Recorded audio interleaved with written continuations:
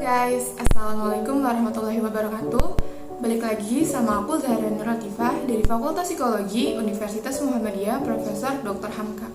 Jadi di sini aku mau ngejelasin yaitu tentang biopsikologi, manfaat dan penerapannya, dan juga tentang kita cara menjaga kesehatan otak adalah yang utama. Gimana caranya? Yuk kita ikutin bareng-bareng. Psikologi. Nah, biopsikologi itu berasal dari kata bio dan juga psikologi. Sebenarnya apa sih biopsikologi itu? Jadi biopsikologi itu adalah studi tentang mekanisme perilaku dan pengalaman fisiologis, evolusi, dan juga perkembangan. Ini kira-kira identik dengan istilah biopsikologi, psikobiologi, psikologi fisiologis, dan juga neuroscience atau ilmu saraf perilaku. Nah, istilah biopsikologi menekankan bahwa tujuannya adalah untuk menghubungkan biopsikologi dengan masalah-masalah psikologi. Jadi, neuroscience sendiri atau tadi ilmu saraf itu mencakup nih banyak hal yang relevan dengan perilaku, tetapi juga mencakup lebih detail tentang anatomi dan juga kimia. Nah, biopsikologi ini bukan hanya tentang bidang studi aja loh, tetapi juga merupakan sudut pandang yang berpendapat bahwa kita itu berpikir dan bertindak seperti yang kita lakukan karena mekanisme, tau nggak apa? Mekanisme organ yang ada di kepala kita, yaitu adalah organ otak. Nah, biopsikologi sendiri juga sebagian besarnya berkaitan dengan aktivitas otak. Terus kita sekarang nanya nih, apa nih manfaat biopsikologi dalam kehidupan sehari-hari dan juga penerapannya? Jadi yang pertama, itu kita akan mendapatkan ilmu yang bermanfaat. Nah, terus kita nih lanjut yang kedua, di mana evolusi mempengaruhi faktor genetik yang berpengaruh pada perilaku yang sifatnya secara psikologis.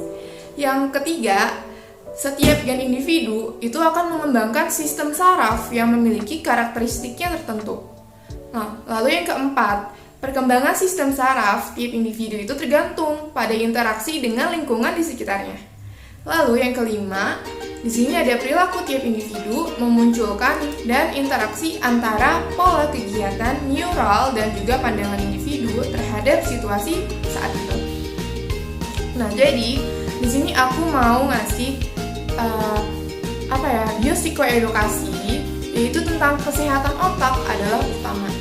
Nah, gimana ya caranya kita untuk menjaga kesehatan otak kita? Oke, jadi aku bakal ngasih tahu hari ini. Dan yang pertama yang harus kita tahu itu adalah pengertian otaknya dulu.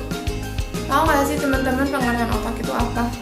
Jadi pengertian otak itu adalah organ yang sangat penting dan sebagai pusat pengatur dari segala kegiatan manusia. Otak juga memiliki struktur kesatuan yang dimana setiap bagiannya mempunyai peran sebagai fungsi yang menyeluruh. Jadi secara otomatis dia bertindak sebagai pengontrol emosi, sensasi, dan juga pikiran. Nah, ada loh bagian-bagian otak yang penting, apa aja ya? Yaitu ada 3. Yang pertama, ada otak besar atau cerebrum. Yang kedua, ada otak kecil atau cerebellum. Dan yang ketiga, itu ada batang otak. Oke. Terus, kenapa ya kita bisa mengalami kerusakan? Otak kita tuh bisa mengalami kerusakan. Atau mungkin kita udah ngerasa, kenapa ya kita jadi pelupa? Kenapa ya aku jadi sering sakit kepala nih? Kepala aku nih, ada apa ya gitu.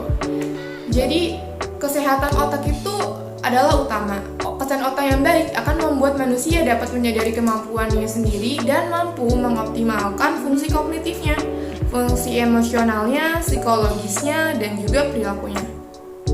Nah, gangguan-gangguan apa aja sih yang ada pada otak gitu? Nah, yang pertama itu ada penyakit lupa atau Alzheimer.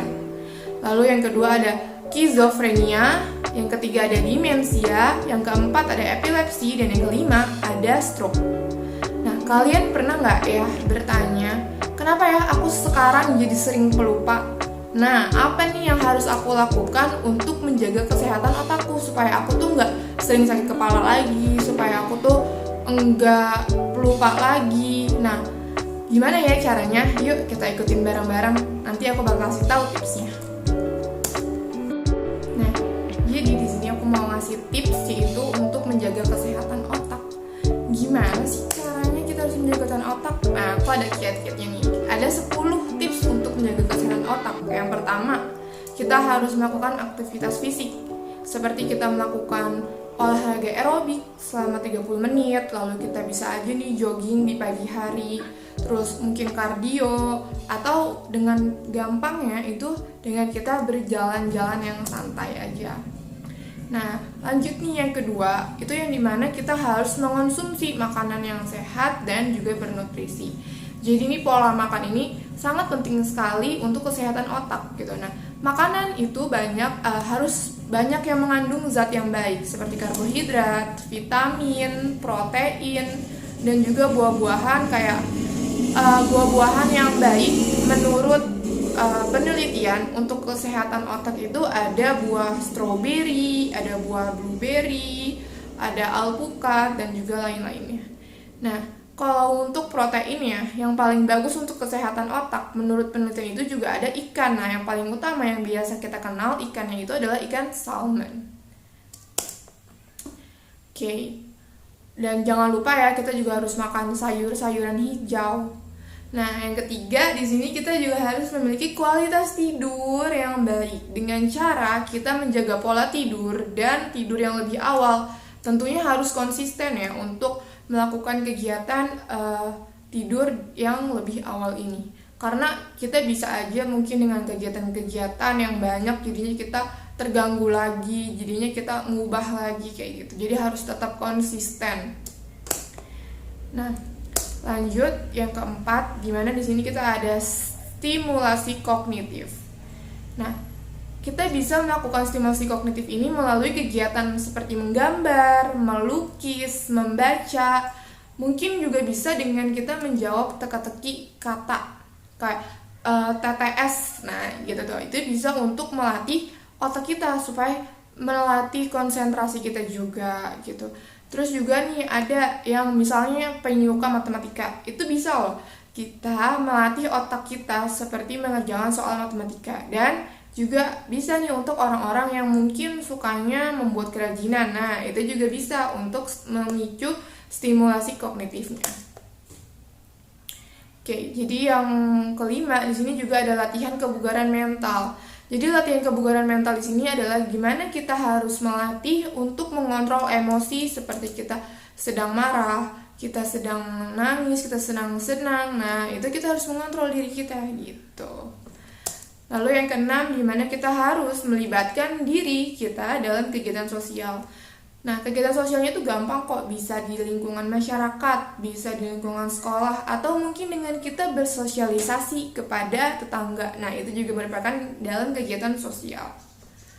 Oke, nah jadi yang paling nomor 7 nih, ini adalah yang paling penting ya, mungkin yang untuk para kaum laki-laki, kaum Adam, mungkin kita juga bisa untuk menghindari merokok gitu, menghindari merokok dan juga menghindari minuman yang beralkohol.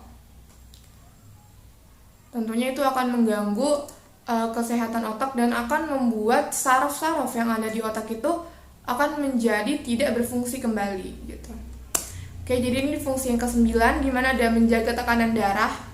Kita untuk menjaga ketekanan darah sendiri, di mana kita harus usahakan nih untuk menjaga berat badan kita, dan kita juga harus mengurangi stres. Jadi di saat stres kita itu mungkin bisa jalan-jalan keluar dulu untuk mencari angin segar gitu, dan untuk merefreshing otak kita supaya kita nggak bebel nih otaknya, nggak mikirin yang itu aja gitu. Jadi kita bisa mengurangi stres dengan mungkin seperti makan, jalan-jalan keluar, dan lain-lainnya, mungkin dengan aktivitas yang kalian dan teman-teman suka.